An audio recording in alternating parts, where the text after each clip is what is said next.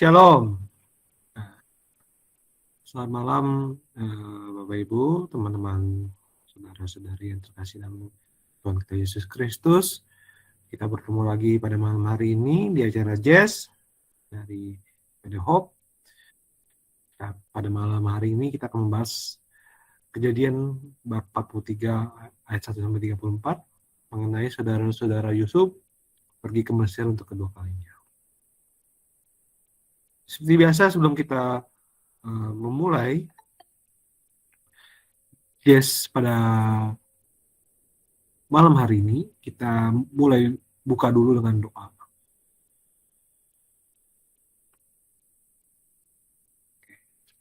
Dalam Bapa, Putra, Roh Kudus. Kami percaya akan satu Allah, Bapa yang Maha Kuasa, pencipta langit dan bumi, dan segala sesuatu yang kelihatan dan tak kelihatan.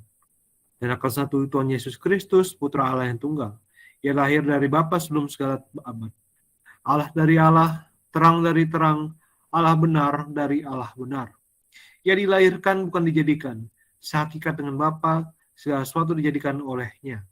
Ia turun dari surga untuk kita manusia dan untuk keselamatan kita. Dan ia menjadi daging oleh Roh Kudus dari perawan Maria dan menjadi manusia. Ia pun disalibkan untuk kita. Waktu Pontius Pilatus ia wafat kesengsaraan dan dimakamkan. Pada hari ketiga ia bangkit menurut kitab suci. Ia naik ke surga, duduk di sisi Bapa. Ia akan kembali dengan mulia mengadili orang yang hidup dan yang mati, kerajaannya tak akan berakhir. Kami percayakan Roh Kudus, ia Tuhan yang menghidupkan. Ia berasal dari Bapa dan Putra. Yang serta Bapa dan Putra disembah dan dimuliakan, ia bersabda dengan perantaraan para nabi. Kami percayakan gereja yang satu, kudus, katolik, dan apostolik. Kami mengakui satu pembaptisan akan penghapusan dosa. Kami menantikan kebangkitan orang mati dan hidup di akhirat. Amin. Kemuliaan pada Bapa dan Putra dan Roh Kudus, seperti permulaan, sekarang, selalu, sepanjang segala abad. Santo Agustinus dari Hippo, doakanlah kami. Santo Hieronymus, doakanlah kami. Santo Yohanes Chrysostomus, doakanlah kami. Amin. Bapa, Putra, dan Roh Kudus. Amin. Teman-teman, kita juga pada malam hari ini kita juga membaca mengenai Katekismus Gereja Katolik juga.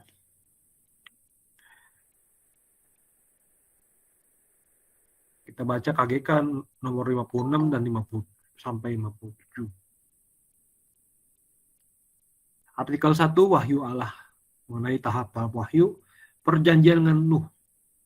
Ketika kesatuan umat manusia terpecah belah oleh dosa, Allah coba mengelebutkan umat manusia sebagian demi sebagian.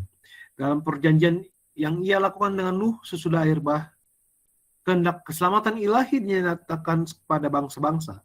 Artinya kepada manusia-manusia yang tinggal di negerinya masing-masing dan mempunyai bahasa serta suku-sukunya sendiri.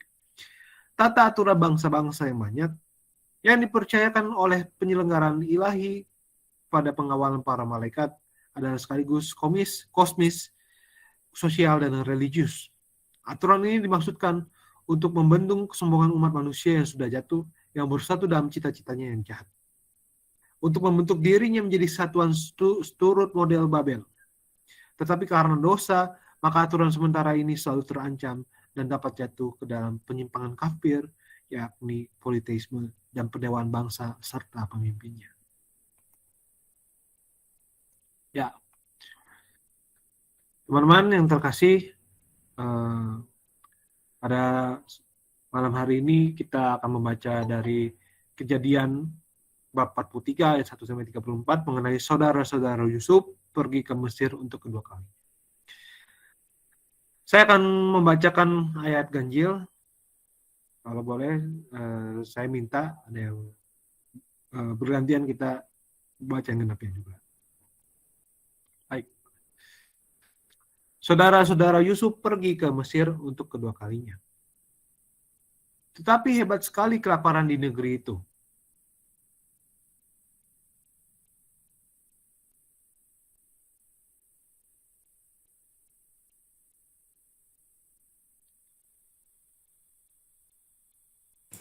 Dan setelah gandum yang dibawa mereka dari Mesir habis dimakan, Berkatalah ayah mereka, pergilah pulang membeli sedikit bahan makanan untuk kita. Lalu Yehuda menjawabnya, orang itu telah memperingatkan kami dengan sungguh-sungguh.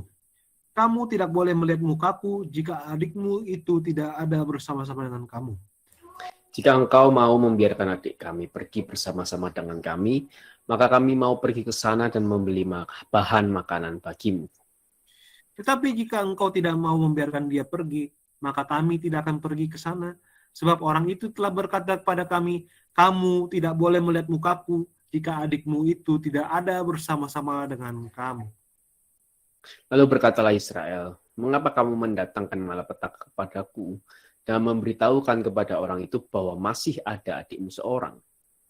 Jawab mereka, orang itu telah menanyai kami dengan seksama tentang kami sendiri dan tentang asal saudara kita. Masih hidupkah ayahmu? Adakah adikmu lagi? Dan kami telah memberitahukan semuanya kepadanya seperti yang sebenarnya. Bagaimana kami dapat menduga bahwa ia akan berkata, bawalah kemari adikmu itu. Lalu berkatalah Yehuda kepada Israel ayahnya, biarkanlah anak itu pergi bersama-sama dengan aku, maka kami akan bersiap dan pergi, supaya kita tetap hidup dan jangan mati, baik kami maupun engkau dan anak-anak kami. Akulah yang menanggung dia. Engkau boleh menuntut dia daripadaku, jika aku tidak membawa dia kepadamu dan menempatkan dia di depanmu. Maka akulah yang berdosa terhadap engkau untuk selama-lamanya. Jika kita tidak berlambat-lambat, maka tentulah kami sekarang sudah 2 kali pulang. Lalu Israel, ayah mereka, berkata kepadanya, jika demikian, perbuatlah begini, ambillah hasil yang terbaik dari negeri ini dalam tempat gandummu, dan bawalah kepada orang itu sebagai persembahan sedikit balsam dan sedikit madu, damar dan damar ladan, buah kemiri dan buah badam. Dan bawalah uang 2 kali lipat banyaknya. Uang yang telah dikembalikan ke dalam mulut karung-karungmu itu haruslah kamu bawa kembali. Mungkin itu suatu kekhilafan. Bawalah juga adikmu itu, bersiaplah dan kembalilah pula kepada orang itu. Allah yang Maha Kuasa kiranya membuat orang itu menaruh belas kasihan kepadamu, supaya ia membiarkan saudaramu yang lain itu beserta Benyamin kembali. Mengenai aku ini, jika terpaksa aku kehilangan anak-anakku, biarlah juga kehilangan. Lalu orang-orang itu mengambil persembahan itu dan mengambil uang 2 kali lipat banyaknya, beserta Benyamin juga. Mereka bersiap dan pergi ke Mesir. Kemudian berdirilah mereka di depan Yusuf. Ketika Yusuf melihat Benyamin bersama-sama dengan mereka, berkatalah ia kepada kepala rumahnya, bawalah orang-orang ini ke dalam rumah, sembelihlah seekor hewan, dan siapkanlah itu, sebab orang-orang ini akan makan bersama-sama dengan aku pada tengah hari ini. Orang itu melakukan seperti yang dikatakan Yusuf, dan dibawanyalah orang-orang itu ke dalam rumah Yusuf. Lalu ketakutanlah orang-orang itu karena mereka dibawa ke dalam rumah Yusuf.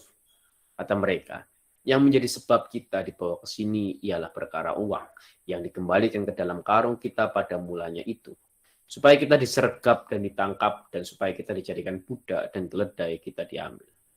Karena itu mereka mendekati kepala rumah Yusuf itu dan berkata kepadanya di depan pintu rumah, Mohon bicara Tuan, kami dahulu datang kemari untuk membeli bahan makanan. tapi ketika kami sampai ke tempat bermalam dan membuka karung kami, tampaklah uang kami masing-masing dengan tidak kurang jumlahnya ada di dalam mulut karung. Tetapi sekarang kami membawanya kembali. Uang lain kami bawa juga kemari untuk membeli bahan makanan. Kami tidak tahu siapa yang menaruh uang kami itu ke dalam karung kami. Tetapi jawabnya, tenang sajalah, jangan takut.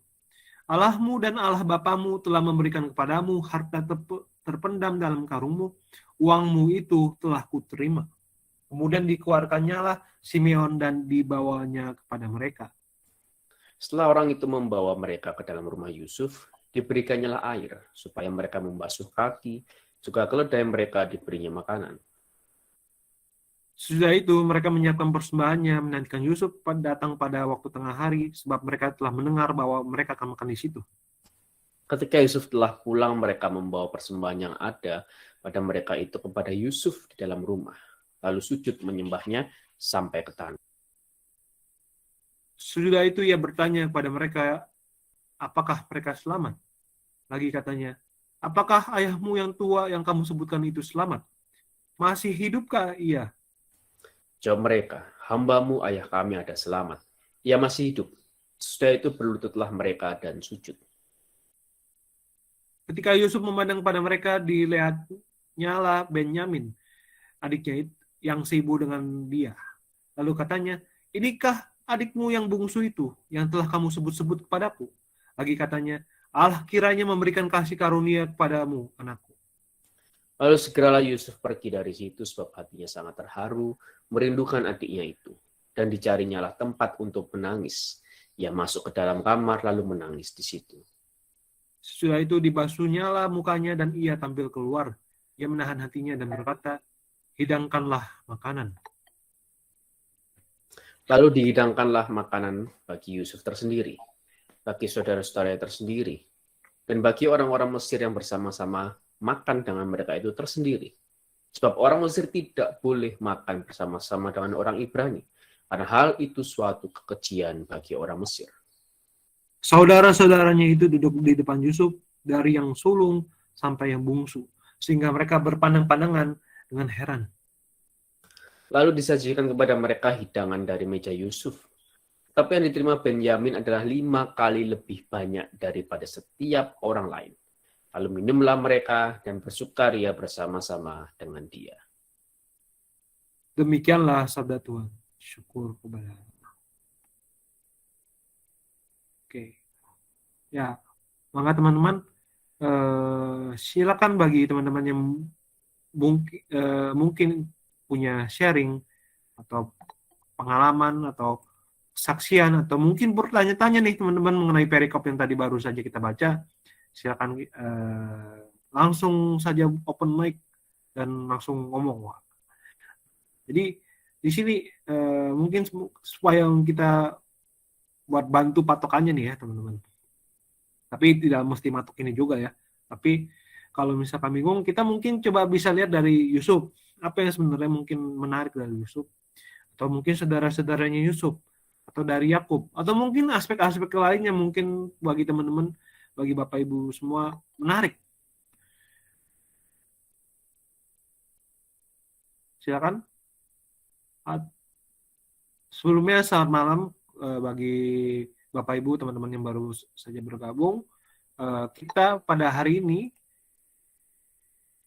membaca dari Kitab Kejadian bab 43 ayat 1 sampai 34. Jadi mungkin yang baru masuk bisa langsung dibuka Alkitabnya melalui gawai ataupun langsung buku fisik boleh. Kita baca Kejadian 43 ayat 1 sampai 34. Jadi apa sih yang menarik sebenarnya dari perikop ini?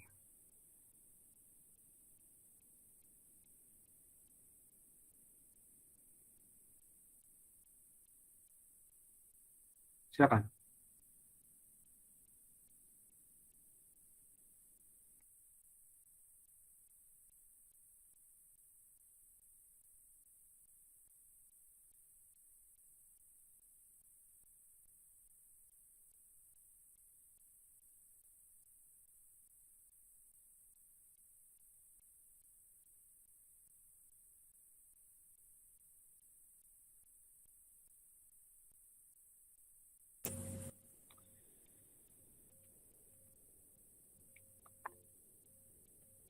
Ya, ayo banyak loh yang menarik kata Kak Yusni. Memang banyak yang menarik, nih teman-teman. Mungkin boleh apa aja ya teman-teman ya mengenai Kejadian 43 ayat 1 sampai 34 ini, mengenai saudara-saudara Yusuf yang pergi ke Mesir kedua kalinya. Kita mungkin bisa melihat sesuatu yang menarik dari Yusuf, saudara-saudara Yusuf atau Yakub. Oh ya, Bang Ambo silakan. Ya, selamat malam semuanya. Ya, Malam, apa Bang. ya? Wah, ya rambut masih berantakan. Gak apa-apa Mbak. Gak apa-apa Bang. Yang penting ini, yang penting Nggak apa. tidak berantakan hatinya. Tapi apa ya? Kalau nggak apa? Seingat saya itu maksudnya tadi kayaknya benar sih maksudnya si Benyamin itu sama si Yusuf itu satu ibu gitu kan ya? Ya, tapi ini di di lingkungan keluarga sebetulnya ya kurang lebih mirip kayak gini satu beda ibu, satu bapak gitu. Tapi yang saya lihat di nggak keluarga persis sih, tapi keluarga ini masih dekat lah gitu. Tapi yang saya lihat itu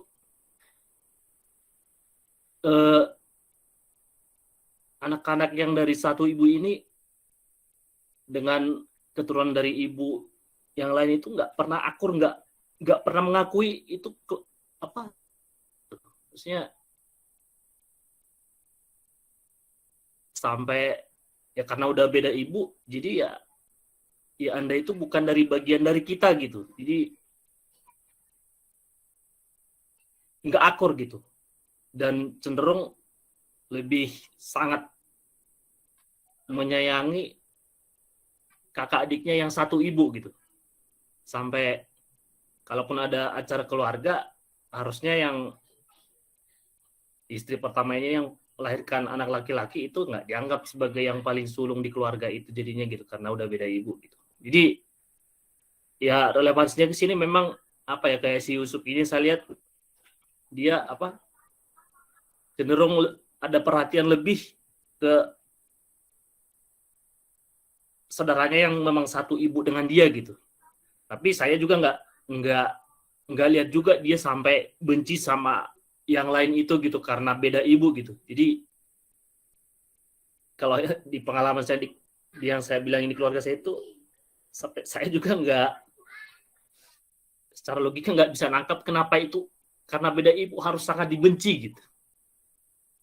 Saya itu maksud saya nggak habis pikir apa gunanya kita membenci hanya karena beda ibu sampai mengakui kalau bisa itu bisa dibilang nggak ya, maksudnya saking kasarnya itu ya kalau bisa ya namanya itu nggak pernah ada di keluarga ini gitu.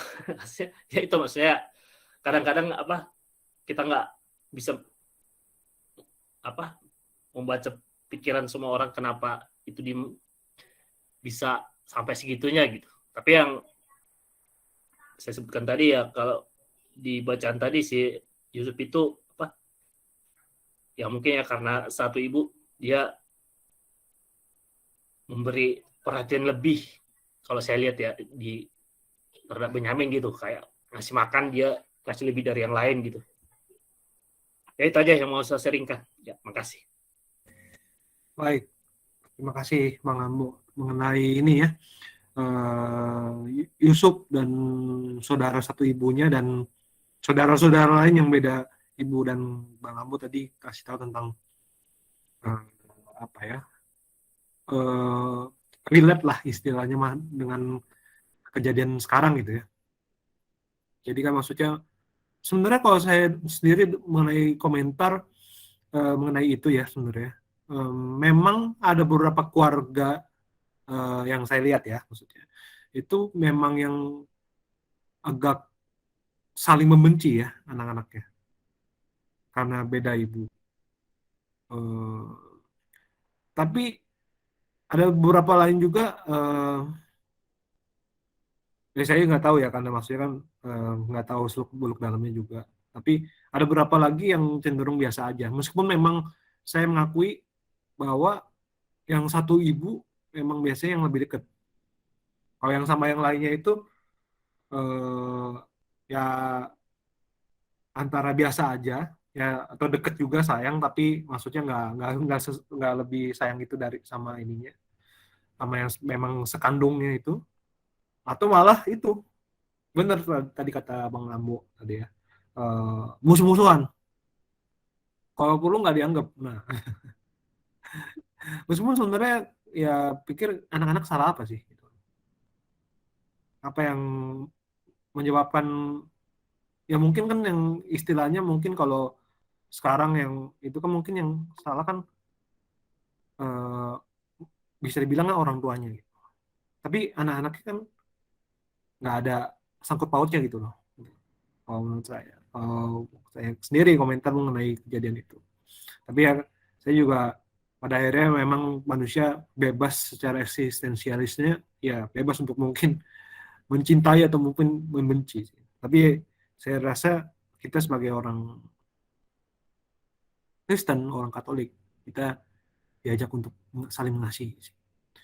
Ya, benar sih mungkin karena ikatan darah ya, jadi bahasa lebih dekat. Tapi mungkin bisa jadi dalam penjelasan nanti yang akan dibawakan Bertus nanti akan ada nih mengenai eh, kenapa nih Benyamin dikasih 5 kali lebih banyak nih dan semacamnya. Tapi kita tunggu dulu aja. Tapi nambahin dikit. Ya, boleh Bang. Apa kalau kita baca juga kalau kita dengar berita-berita akhir-akhir ini mungkin ya tahu juga ya kasusnya kayak gini karena ya mungkin pengusaha besar lah yang akhir-akhir ini si bapak ini meninggal, jadi karena beda ibu juga jadinya pembagian harta itu dengan ibu yang beda jadi rusuh gitu. Jadi apa yang kita lihat, yang saya lihat pribadi mungkin apa ya karena cenderung kalau yang saya lihat ya, kalau mungkin orang miskin itu ya mungkin lebih akur kali daripada orang kaya gitu sih ya. Ya mungkin apa juga yang mau diributkan ke orang miskin gitu ya. Tapi itu yang saya lihat, maksudnya kalau lihat berkaca dari salah satu kasus yang terakhir, pengusaha besar di Indonesia tiba-tiba dia pergi, kebetulan dia punya istri lebih dari satu, anaknya ada, kebetulan anaknya emang ada semua dari istri-istrinya, harta yang besar ini jadinya membaginya susah. Seperti apa anak kandung ibu satu yang dua, seperti apa gitu. Ya gitu aja. Terima kasih. Baik, iya sih. Emang sebenarnya mungkin kalau ada teman-teman yang orang hukum mungkin bisa ngerti sih. Tapi setahu saya memang kalau sudah istrinya lebih dari satu ya, memang mungkin secara legal ya, memang agak repot ya. Dan mungkin apa ya, orang-orang kan memang kadang kan tamak ya dengan harta eh, yang dimiliki oleh orang tuanya gitu ya. Dan akhirnya memang itu yang jadi masalah. Mungkin seandainya kalau nggak ada tamak itu mungkin nggak ada masalah ya, mungkin ya bisa dibagi-baginya ini, cuman ya biasa karena hukumnya juga seingat saya kayaknya agak sulit ya kalau untuk yang dengan yang anak-anak dengan ibu yang berbeda ya, lalu juga ya si sikap dan sifat tamaknya juga itu jadi menambah masalah sih sebenarnya. Mungkin sebenarnya memang itu yang kejadian juga di zaman-zaman dahulu juga.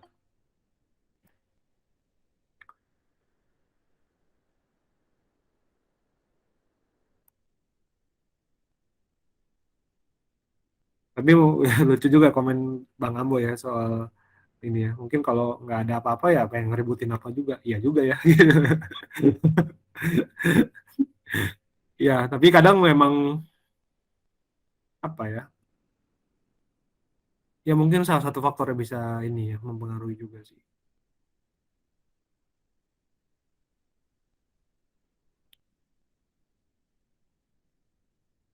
Oke, teman-teman, barangkali ada yang mau sharing ya, kesaksian atau pertanyaan.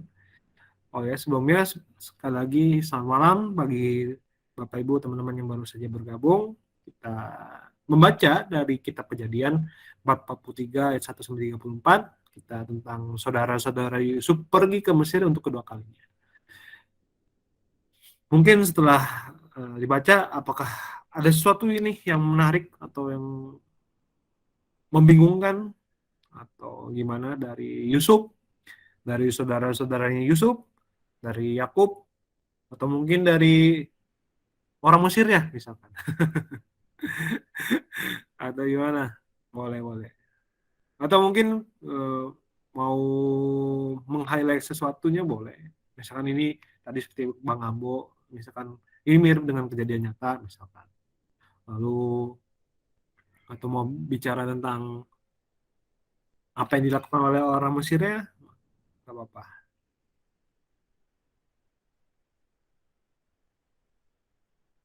Atau bertanya-tanya, ya silakan. Mangga, apakah ada yang mau sharing? Langsung saja angkat tangan, atau kalau misalkan nggak mau angkat tangan, langsung ngomong nggak apa-apa juga. Oke.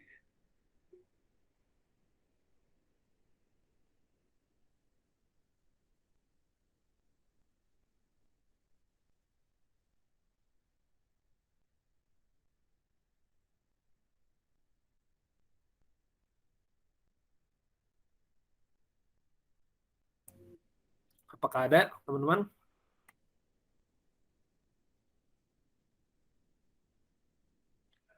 Kalau misalkan tidak ada, ya udah saya ngomong. Jadi ini bisa dibilang, kalau saya lihat sendiri ya sebenarnya teman-teman, ini bisa dibilang kayak babak akhir nih teman-teman dari perjalanan Yusuf sebenarnya teman-teman. Dan di sini kan Yusuf berkuasa ya teman-teman. Dari beberapa perikop sebelumnya sebenarnya juga sudah digambarkan juga, tapi sini kan akhirnya baru dengan kuasanya itu Yusuf bisa ketemu lagi sama Benyamin nih sebenarnya. Dan maksudnya bisa kumpul sama semua keluarga, sama saudaranya dulu sih ya. Jadi kalau sama ayahnya nih baru nanti di perikop selanjutnya baru akan dibahas. Cuman maksudnya akhirnya setelah sekian puluh tahun orang nggak tahu kabar, nggak tahu gimana, mungkin juga sama-sama nggak tahu ya. Yusuf yang nggak tahu kabarnya orang-orang sananya gimana. Terus juga orang-orang sana juga nyangkanya Yusufnya sudah wafat. Dan akhirnya tentunya ada sebuah kerinduan ya dari Yusuf. Dan maksudnya meskipun akhirnya mesti melalui banyak proses dan banyak maksud yang dilaksanakan oleh Yusuf terhadap saudara-saudaranya, tapi ya tetap saja yang namanya manusia, kita ya menahan rindunya tuh kayak gimana sih? Kira-kira kamu puluhan tahun tidak ketemu, tahu-tahu adik yang kecil, tahu-tahu udah gede aja. Mungkin istilahnya mah kayak tadi masih balita, tahu-tahu udah lulus kuliah nih.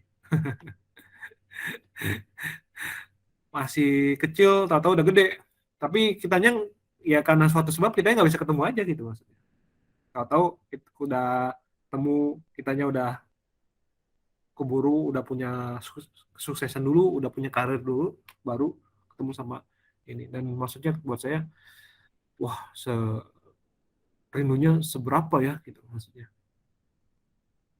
Ya kita nggak ketemu orang berapa hari, berapa bulan, ya berapa minggu lah ya.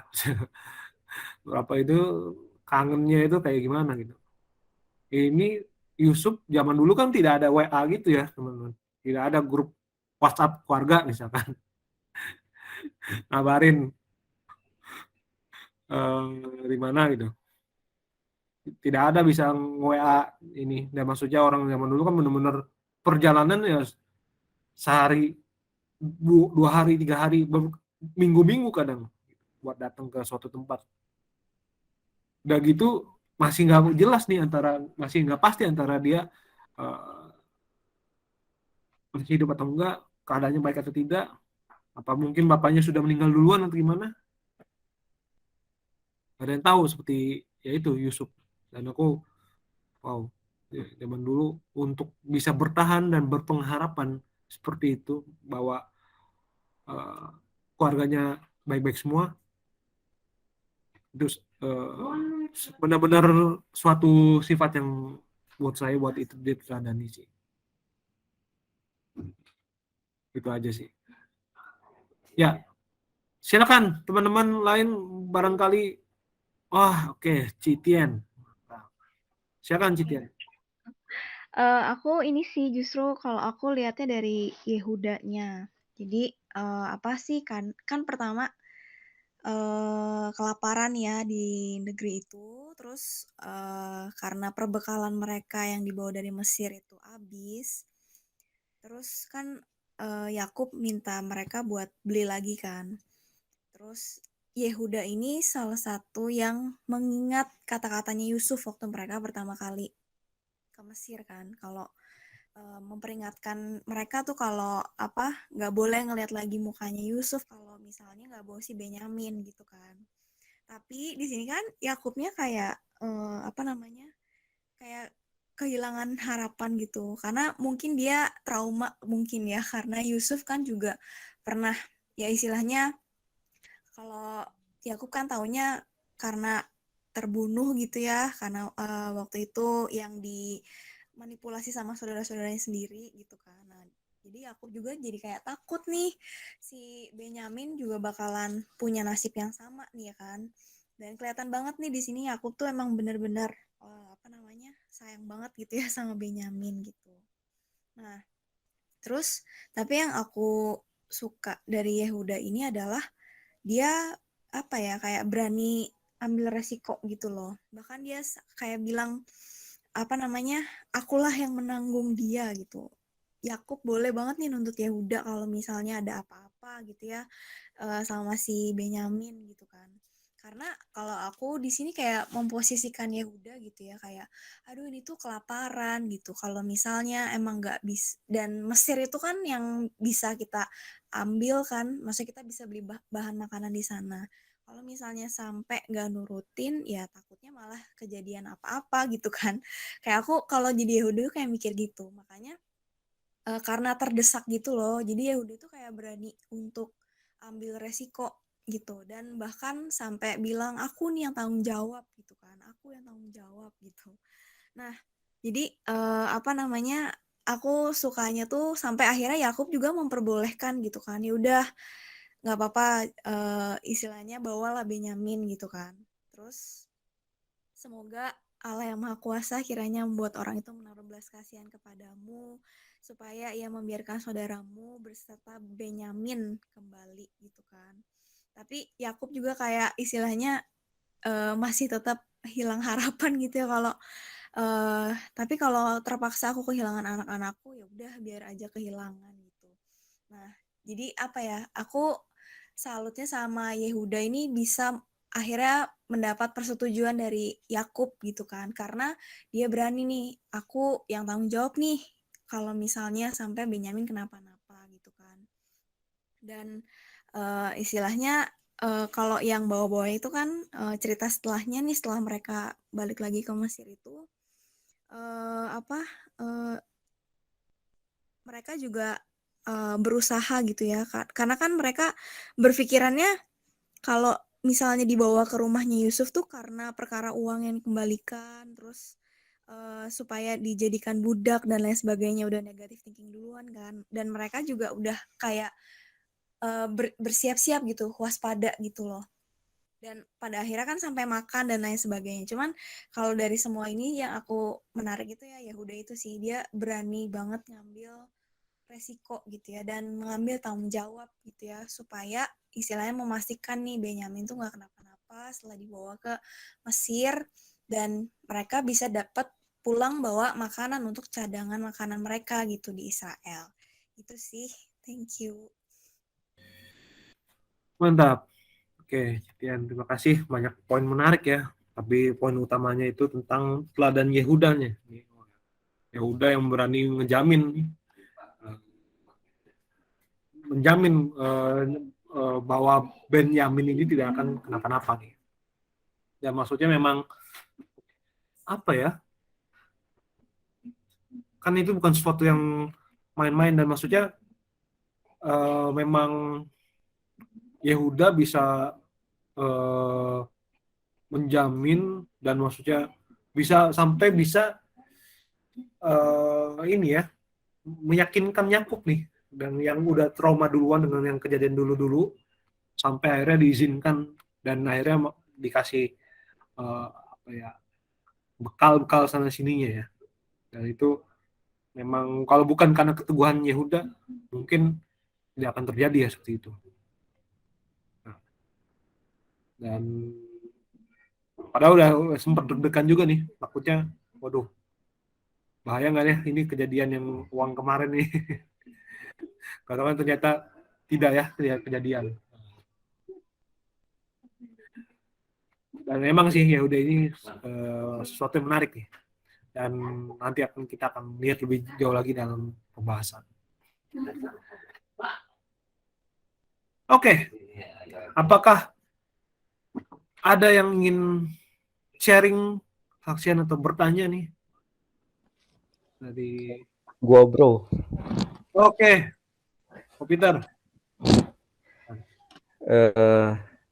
ya tentang Yehuda juga sih. Gua ngelihat di sini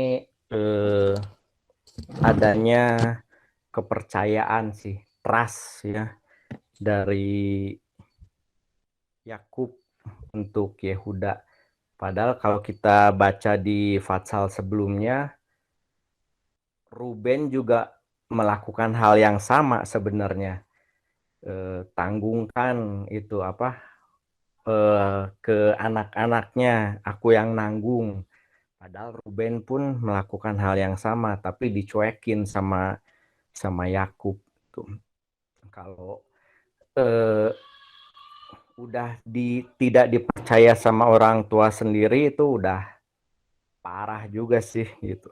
Jadi dari zaman dulu sampai zaman sekarang itu kepercayaan itu sesuatu yang sangat berharga dan sangat mahal gitu, yang seringkali apa ya terabaikan, seringkali terlupakan, padahal kepercayaan itu adalah sesuatu yang sangat berharga dan itu bisa menjadikan privilege itu.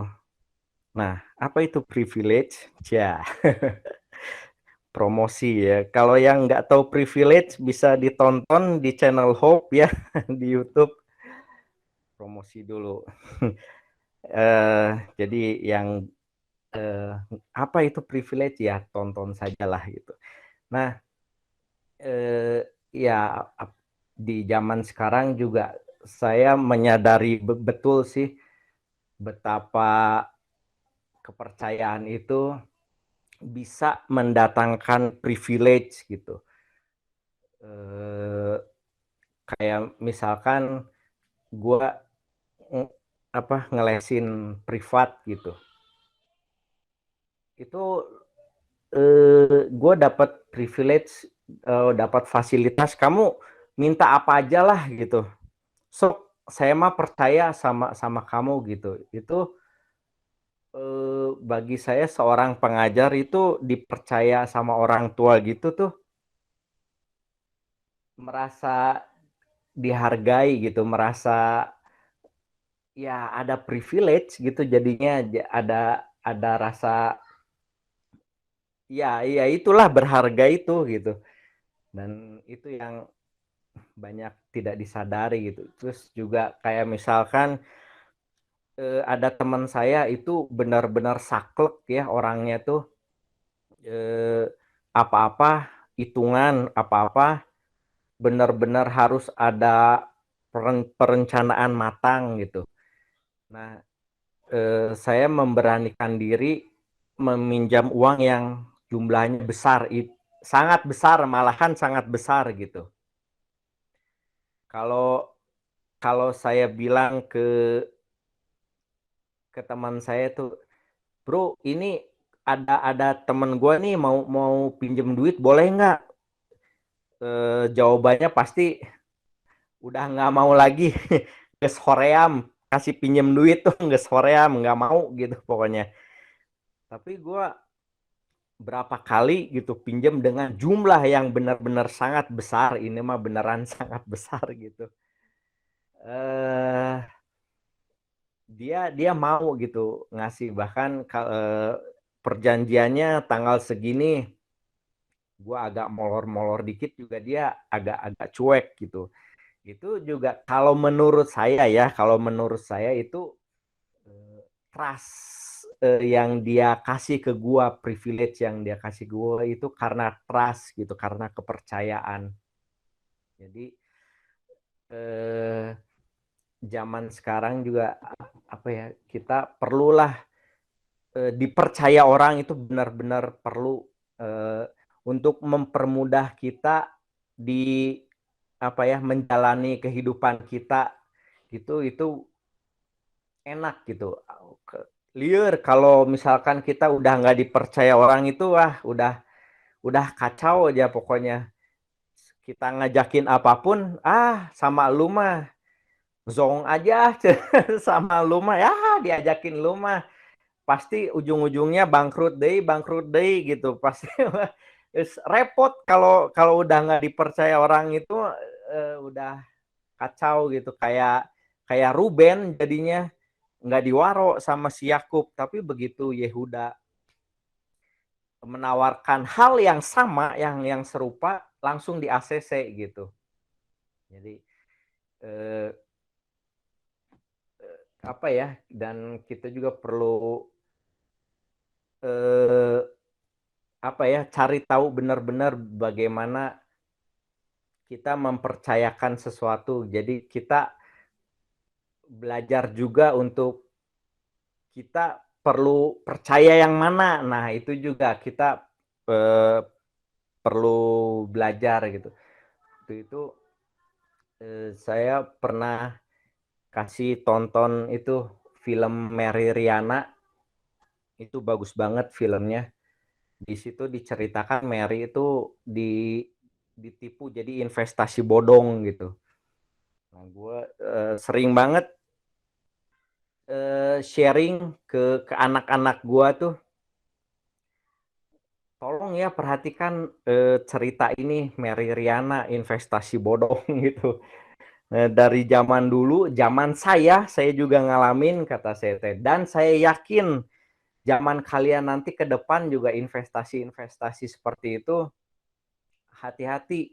Kalian jangan mempercayakan uang kalian kepada yang nggak jelas gitu. Dan ya terbuktilah yang sekarang itu yang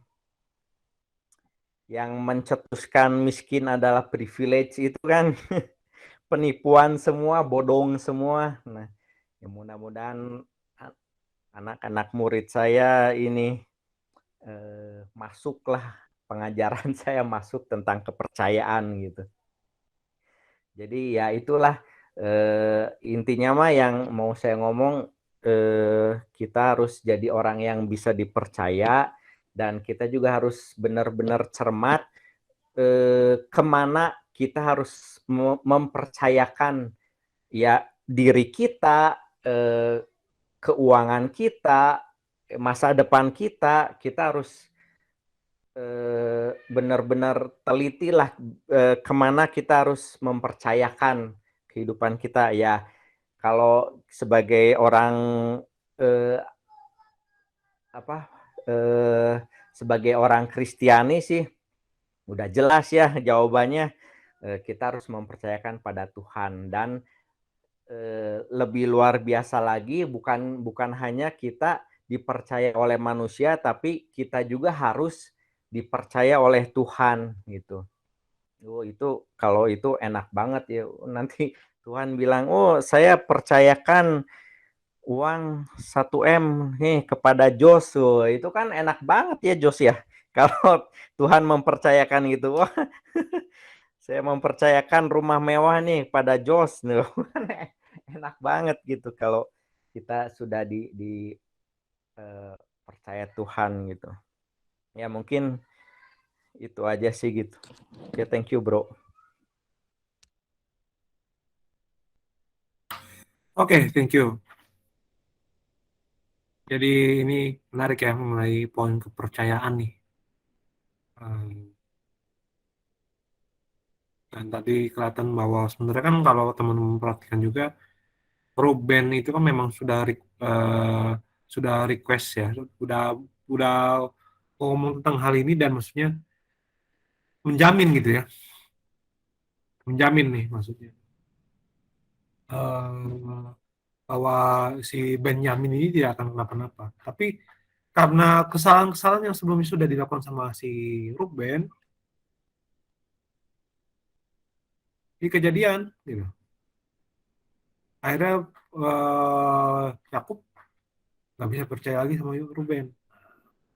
Kesalahan-kesalahan seperti apakah? Nah, itu bisa teman-teman lihat di perikop lain atau nanti juga bisa dibahas lagi. Dan ini ya, ya, dan kita sebagai orang Kristen juga, orang Katolik gitu ya juga, yang mempercayakan semuanya hanya dalam nama Tuhan gitu, Tuhan Yesus Kristus. Dan maksudnya apapun itu, itulah yang terbaik yang dari Tuhan yang boleh terjadi dalam diri kita. Nah, lalu memang kepercayaan dari dulu mah selalu gitu ya. Jadi topik kepercayaan dan dikhianati dan diingkari itu memang banyak hal seperti itu. Sudah diberi wewenang apa sama rajanya atau sama hakimnya, nggak taunya ternyata salah ya. Ternyata tidak dilaksanakan dengan benar atau ternyata dia berbohong atau ternyata dia macam-macam dan akibatnya pun akhirnya nggak bagus juga sih. Sama aja sebenarnya kadang kalau gini jadi mikir juga sih. Tuhan sudah mempercayakan banyak hal sama kita gitu. Talenta kita masing-masing ataupun juga keadaan-keadaan yang bisa kita punyai gitu. Dan akhirnya kita sudah melakukan itu dengan kepercayaan Tuhan nggak sih? Itu aja sih yang masih harus kita renungkan ya. Kita mempercayakan ya kita apakah kita sudah mempercayakan semuanya pada Tuhan atau dan kita apakah sudah laksanakan apapun yang dipercayakan Tuhan kepada kita gitu. Untuk kita renungkan. Oke, apakah masih ada yang mau sharing?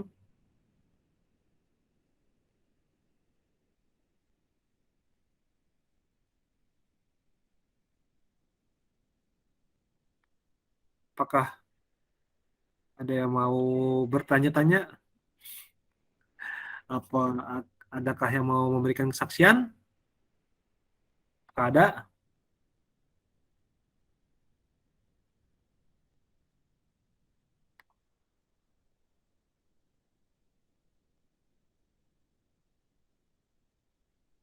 Apa sudah? Apa masih ada?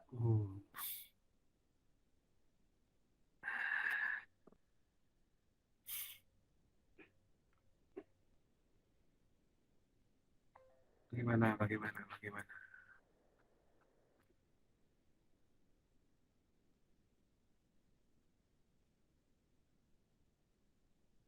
Oke, jika tidak ada, kita lanjutkan saja dulu ke materinya. Oke.